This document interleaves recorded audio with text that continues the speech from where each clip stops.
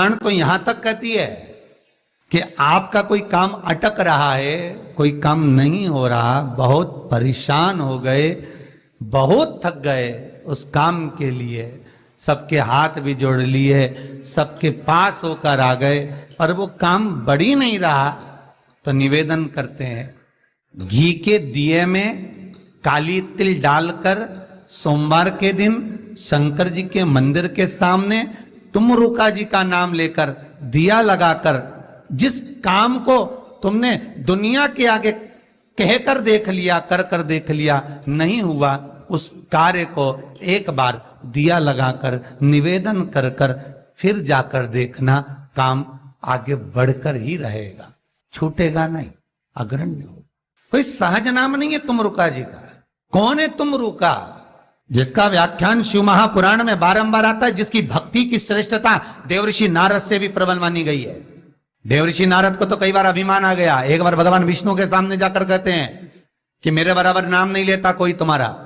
भगवान शंकर के सामने जाकर कहते हैं कि कामदेव को मैंने जीत लिया। ब्रह्मा जी के पास जाकर कहते हैं कि सृष्टि का निराकरण करना आपका काम है, पर मैं सारी सृष्टि का भ्रमण कर लेता हूं एक क्षण में। जो देवऋषि नारद इंद्र के सामने जाकर कहते हैं कि तुम्हें सत्ता का आधिपत्य जताना नहीं आता, आधिपत्य किसे कहते हैं वो जानते नहीं हो आप, वो देवऋषि नारद जिनके भीतर भजन का बल, तप साधना का अहंकार इतना ज्यादा हो गया था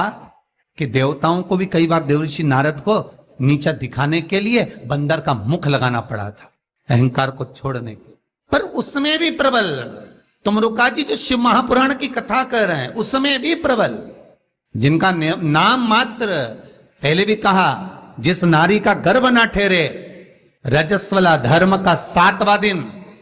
जब नारी 6 दिन तक काम ना करे, 7वां दिन रजस्वला धर्म का, सफेद आंकड़े की जड़ को बुलवाकर उसको शंकर भगवान के शिवलिंग पे से तुमरुका जी का नाम लेकर 21 बार घुमाकर कमर में लाल धागे में बांध ले, 3, 4, 5 महीने में ज्यादा से ज्यादा गर्भ ठहर जाए, पक्का विश्वास रखकर शिव जी का नाम ले, तुमरुका का स्मरण कर, ज्यादा कुछ नहीं बने तो शंकर के मंदिर में जाकर घी के दिए जला दो, 5 दिए लगा दो, और ज्यादा कमी पड़ रही हो धन की, संपदा की, सत्ता की,